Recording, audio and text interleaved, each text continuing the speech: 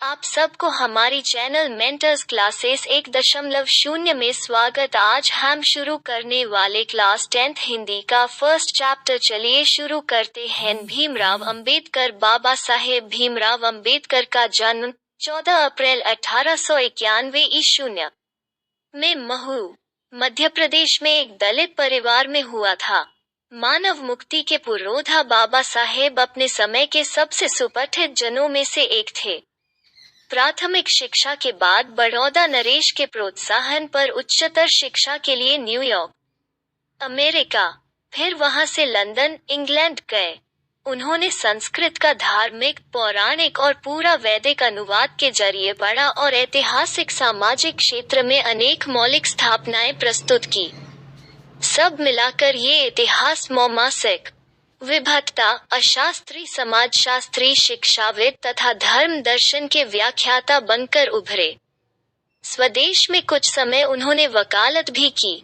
समाज और राजनीति में बेहद सक्रिय भूमिका निभाते हुए उन्होंने अछूतों, स्त्रियों और मजदूरों को मानवीय अधिकार व सम्मान दिलाने के लिए अथक संघर्ष किया। उनके चिंतन व रचनात्मकता के मुख्यतः 3 प्रेरक व्यक्ति रहे: बुद्ध, कबीर और ज्योतिबा फुले। भारत के संविधान निर्माण में उनकी महती भूमिका और एकनिष्ठ समर्पण के कारण ही हम आज उन्हें भारतीय संविधान का निर्माता कहकर श्रद्धांजलि अर्पित करते हैं। दिसंबर 1956 में दिल्ली में बाबा साहेब का निधन हो गया। बाबा साहेब ने अनेक पुस्तकें लिखी, जन की प्रमुख रचनाएं एवं आपन castes in India, their mechanism, genesis and development and untouchables who है, who are Shudras, Buddhism and communism, Buddha and his Dhamma, thoughts on linguistic states, the rise and fall of the Hindu women, annihilation of caste आदि। हिंदी में उनका संपूर्ण वाड में भारत सरकार के कल्याण मंत्रालय से बाबा साहब अंबेडकर संपूर्ण वान में नाम से 21वां में प्रकाशित हो चुका है। यहाँ प्रस्तुत पाठ बाबा साहेब के विख्यात भाषण एनिहिलेशन ऑफ कास्ट के ललई सिंह यादव द्वारा किए गए हिंदी रूपांतर जाति भेद का उच्छेद में किचित संपादन के साथ लिया गया है। यह भाषण जाति पाति तोड़कर मंडल, लाहौर के वार्षिक सम्मेलन सन 1936 के अध्यक्षीय भाषण के रूप में तैयार किया गया था, परंतु इसकी क्रांतिकारी दृष्टि से आयोजकों को पूर्णतः सहमति न बन सकने के कारण सम्मेलन स्थगित हो गया और यह पढ़ा न जा सका। बाद में बाबा साहेब ने इसे स्वतंत्र पुस्तिका का रूप दिया।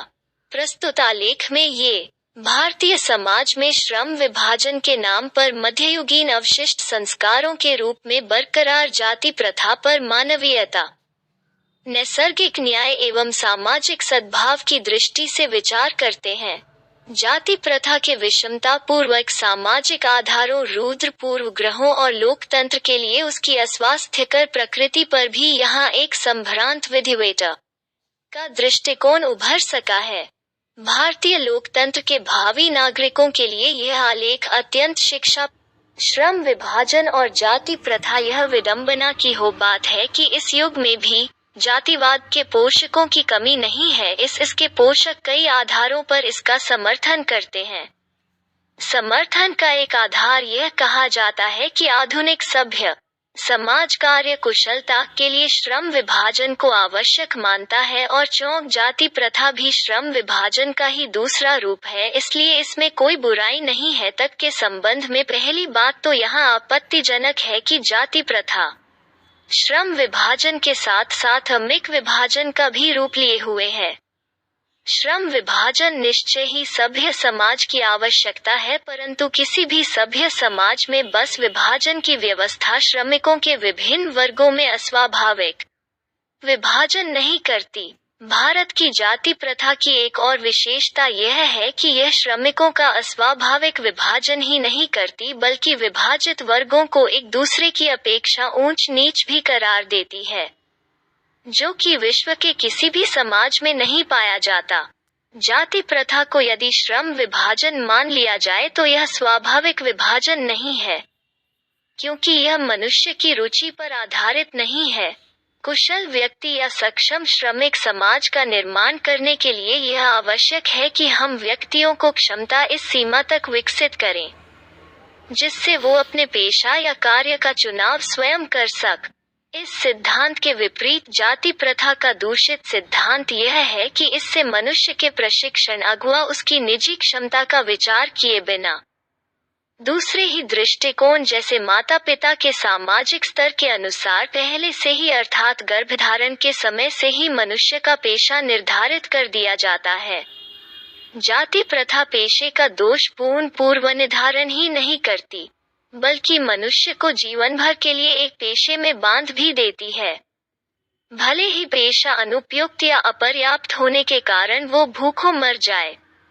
आधुनिक युग में यह स्थिति प्रायः आती है क्योंकि उद्योग धंधों की प्रक्रिया व तकनीक में निरंतर विकास और कभी-कभी अकस्मात परिवर्तन हो जाता है जिसके कारण मनुष्य को अपना पेशा बदलने की आवश्यकता पड़ सकती है और यदि प्रतिकूल परिस्थितियों में भी मनुष्य को अपना पेशा बदलने की स्वतंत्रता न हो तो इसके लिए भूखों मरने के अलावा क्या चारा रह जाता है। हिंदू धर्म की जाति प्रथा किसी भी व्यक्ति को ऐसा पेशा चुनने की अनुमति नहीं देती है जो उसका पैतृक पेशा न हो भले ही वो उसमें पारंगत हो। इस प्रकार पेशा परिवर्तन की अनुमति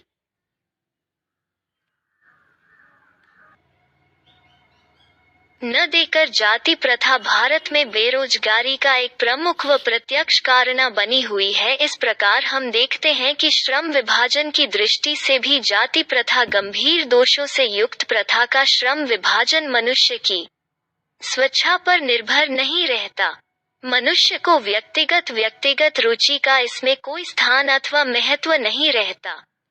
इस आधार पर हमें यह स्वीकार करना पड़ेगा कि आज के उद्योगों में गरीबों और उत्पीड़न इतनी बड़ी समस्या नहीं जितनी यह कि बहुत से लोग निर्धारित कार्य को अरुचि के साथ केवल विवशतावश करते हैं। ऐसी स्थिति स्वभावतः मनुष्य का दुर्भावना से ग्रस्त रहकर टालू काम करने और कम काम करने के लिए प्रेरित करती है। ऐसी स्थिति में जहां काम करने वालों का न दिल लगता हो न दिमाग, कोई कुशलता कैसे प्राप्त की जा सकती है। अतः यह निर्विवाद रूप से सिद्ध हो जाता है कि आर्थिक पहलू से भी जाति प्रथा हानिकारक प्रथा है क्योंकि यह मनुष्य की स्वाभाविक प्रेरणारूपी आत्मशक्ति का दया कर उन्हें अस्वाभाविक नियमों में कहकर निष्क्रिय बना देती है।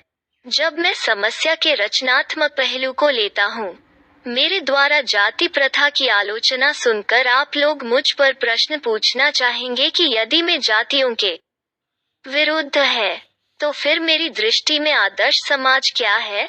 मेरा उत्तर होगा कि मेरा आदर्श समाज स्वतंत्रता, समता, भ्रातृत्व पर आधारित होगा। क्या यह ठीक नहीं है? भ्रातृत्व अर्थात भाईचारे में किसी को क्या आपत्ति हो सकती है? किसी भी आदर्श समाज में इतनी गतिशीलता होनी चाहिए जिससे कोई भी वांछित परिवर्तन समाज के एक छोर से दूसरे ओर तक संचारित हो सके।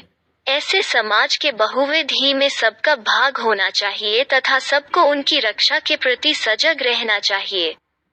सामाजिक जीव में अवधि संपका के अगक साधन व अवसर उपहार रहने चाहिए। तात्पर्य यह कि दूध पा के मिश्रण की तरह हार का वही वास्तविक रूप है और इसी का दूसरा नाम लोकतंत्र है क्योंकि लोकतंत्र केवल शासन को एक पद्धति ही नहीं है। लोकतंत्र मूलतः सामूहिक जीवन की एक रोटी तथा समाज के सम्मिलित अनुमयों के आदान प्रदान का नाम है। इसमें आवश्यक है कि अपने साथियों के प्रति श्रद्धा व सम्मान का भाव हो।